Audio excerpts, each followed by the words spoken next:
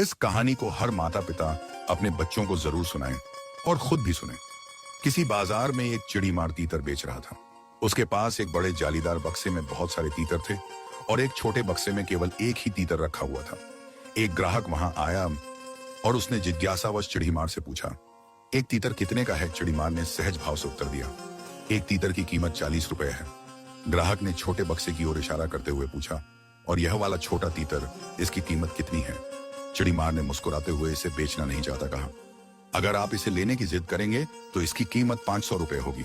ग्राहक को यह सुनकर बड़ा आश्चर्य हुआ। उसने पूछा, बाकी तीतर 40 के हैं तो यह क्यों?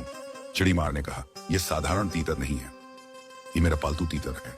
यह बाकी तीतरों को जाल में फंसाता है। यह जोर जोर से आवाज करता है जिससे दूसरे तीतर आ जाते हैं। वे सोचते हैं कि यहाँ सुरक्षा है और झुंड के पीछे पीछे चले आते हैं। फिर मैं आसानी से सबको पकड़ लेता हूँ। इसका काम केवल बुलावा देना है, बाकी शिकार अपने आप फंसते हैं। काम पूरा होने पर मैं इसे इसकी पसंद का खाना खिलाता हूँ जिससे यह खुश जाता है। इसी कारण इसकी कीमत बाकी तीतरों से कई गुना ज्यादा है। यह मेरा सबसे काम का साथी है। कहानी यहीं समाप्त नहीं होती।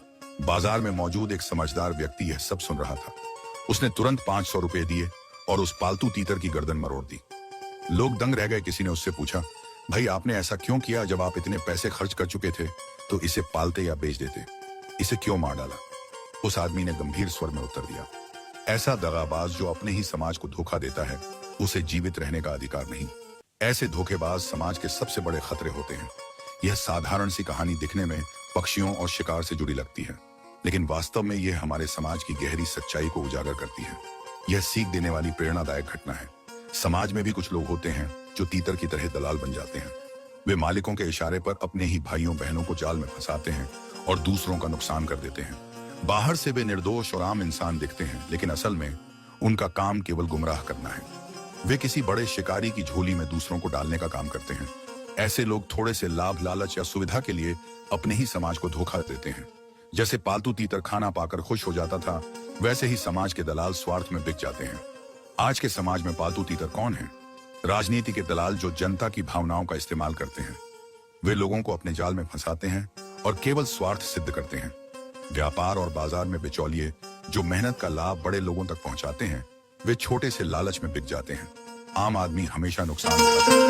समाज के सरदार जो बाहरी ताकतों या गलत तत्वों के लिए काम करते हैं और अपने ही लोगों को नुकसान पहुंचाते हैं, यह सबसे बड़ी विश्वासघात की श्रेणी है। लालची बुद्धिजीवी या नेता जो समाज को भटकाकर गलत दिशा में ले जाते हैं, जबकि वे जानते हैं कि असली सच क्या है। इनसे समाज का नुकसान होता है।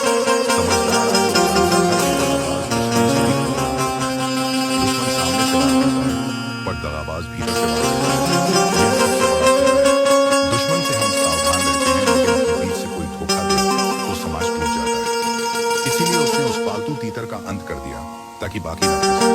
यह प्रतीक है कि समाज को गद्दारों से मुक्त करना जरूरी है। अगर इन्हें रोका न जाए तो पूरा समाज शिकारी के जाल में और फंस जाएगा। सब तबाह हो जाएंगे। स्वार्थ सबसे बड़ा शत्रु है जो केवल अपने लाभ के लिए जीता है। वह कभी समाज का भला नहीं कर सकता। लालच इंसान को पतन की ओर ले जाता है। समाज को जोड़ने वाले तोड़ने वाले नहीं। जो अपने ही लोगों को फंसाने का काम करते हैं, उनका अंत हमेशा बुरा होता है।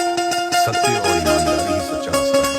हमें हर समय चौकस रहना चाहिए कि कोई हमें जाल में तो नहीं फंसा रहा। सच्चाई और ईमानदारी ही असली धन है। धोखे से बचाव ही सुरक्षा है।